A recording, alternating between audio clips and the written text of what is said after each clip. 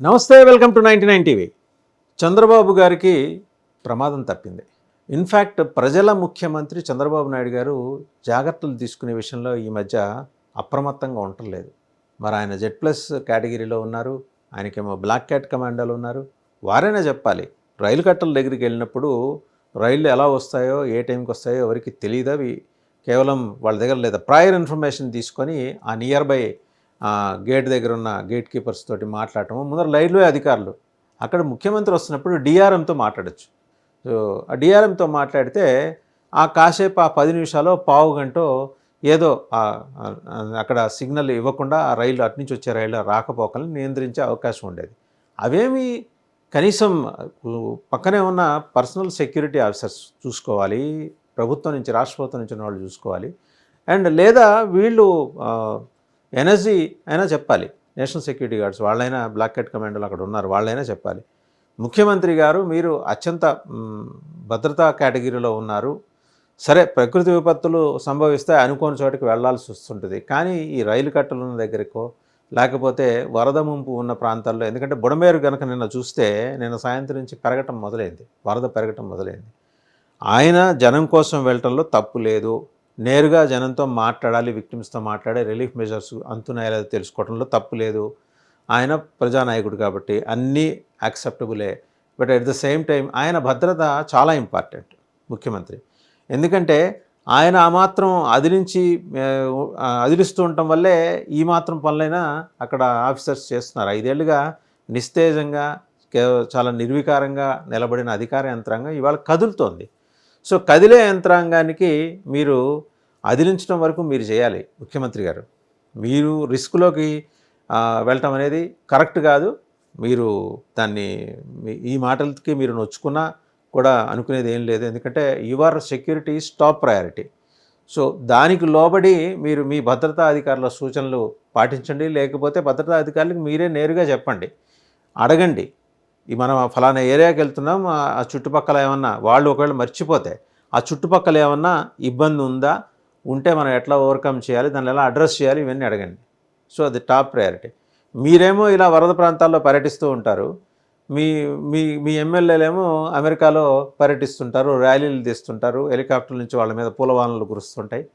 మరి మరోపక్క మీ ఎమ్మెల్యేలేమో అక్కడెక్కడో ఏదో అభ్యంతరకరమైన వీడియోల్లో దొరికిపోయి ఇదంతా ఫ్యాబ్రికేటెడ్ అని చెప్పేసి వైసీపీ మాటలే ఇక్కడ రిపీట్ చేస్తుంటారు. అదే స్కూల్ నుంచి వచ్చారు కదా వాళ్ళు. సో ఈ తలకాయ నొప్పులన్నీ ఉన్నాయి మీకు. ముందర మీ వాళ్ళందరినీ అదిలించండి, ఫీల్డ్లోకి వాళ్ళు తిరగాలి. మీ భాగస్వామ్య పక్షాల ఎమ్మెల్యేలు కూడా చాలా సుతారంగా ఉన్నారు, చాలామంది ప్రత్యేకించి. అటు చూస్తే అటు జనసేనాని పవన్ కళ్యాణ్, ఆయన రిలీఫ్ మెజర్స్లో తలమునకలై ఉండి కంటిన్యూస్ అండ్ ఇన్సెసెంట్ మీటింగ్స్లో ఉంటున్నారు. ఆయన కంటిన్యూస్గా ఉంటున్నారు అండ్ ఇన్పుట్స్ తెప్పించుకుంటున్నారు. అండ్ తాను చేయాల్సింది ఏంటి వ్యక్తిగతంగా, తన పదవిలో డిప్యూటీ చీఫ్ మినిస్టర్గా ఉండి తాను డెలివర్ చేయాల్సినవి ఏంటి అవి చేస్తున్నారు. గవర్నమెంట్ ఆఫ్ ఇండియాతో మాట్లాడుతున్నారు, కావాల్సినవన్నీ తెప్పిస్తున్నారు, వ్యక్తిగతంగా ఆయన సహాయం చేస్తున్నారు. ఒక్కొక్క పంచాయతీకి ఒక్కొక్క ₹1,00,000 చొప్పున 400 పంచాయతీకి 4 కోట్లు తన వ్యక్తిగత నిధులు ఆయన ట్రాన్స్ఫర్ చేశారు. ఇద్దరు ఈ రాష్ట్రానికి సూర్యచంద్రులు లాంటి వాళ్ళు, 2 కళ్ళు. సో ఈ 2 కళ్ళు కూడా చాలా జాగ్రత్తగా ఉండాలి. ఎందుకంటే ప్రజలు మిమ్మల్ని మొత్తం రాష్ట్రాన్ని ఆ 2 కళ్ళతోనే చూస్తున్నారు కాబట్టి. సో ఇది మీ భద్రత అనేది ఇవాళ ఆంధ్రప్రదేశ్ ప్రజలకి టాప్ ప్రయారిటీ అంశం. పవన్ కళ్యాణ్ గారు, మీరు తొందరగా జ్వరం నుంచి కోలుకోవాలి. మీ అభిమానులే కాదు, మొత్తం ప్రజానీకం అంతా కూడా కోరుకుంటోంది. మీరుండబట్టి రిలీఫ్ మెజర్స్లో ఒక వేగం, ఒక కదలిక వచ్చింది. స్తబ్దుగా జడత్వంతో ఉండిపోయిన అధికార యంత్రాంగంలో మీరు ఒక ఇన్స్పిరేషన్, ఒక ఫైర్ నింపారు, కదులుతున్నారు, చేస్తున్నారు. చేసేవాళ్ళని మనం అప్రిషియేట్ చేద్దాం. మీరు నిన్న మాట్లాడారు, ఒక మాట మాట్లాడారు, ఏమని, రాజకీయాలు అట్లీస్ట్ వరదల వరకు ఆపేసేయండి, వరద సహాయక చర్యల వరకు రాజకీయాలు ఆపేసేయండి, తర్వాత రాజకీయాలు మాట్లాడుకుందాం. ఓకే, తప్పిదాల గురించా ఇప్పుడు మనం మాట్లాడద్దు.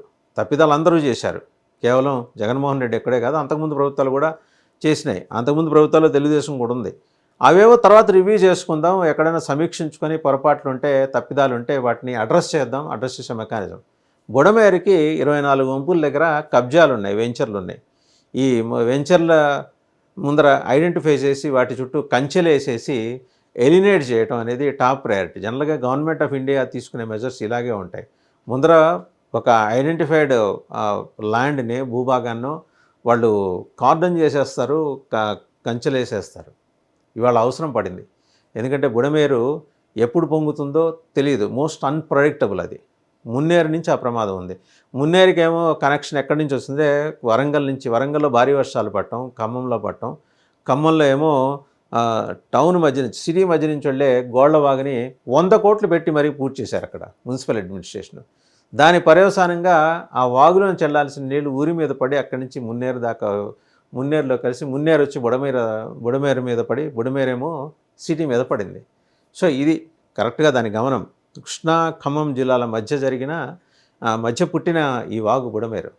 సో 2 రాష్ట్ర ప్రభుత్వాలు కూర్చొని మాట్లాడుకోవాలి. ఎనీహో మీరు ఆ ప్రయత్నంలో ఉన్నారు పవన్ కళ్యాణ్ గారు. ఆరోగ్యం మీద దృష్టి పెట్టండి. ఎక్కువ శ్రమ తీసుకుంటున్నారు.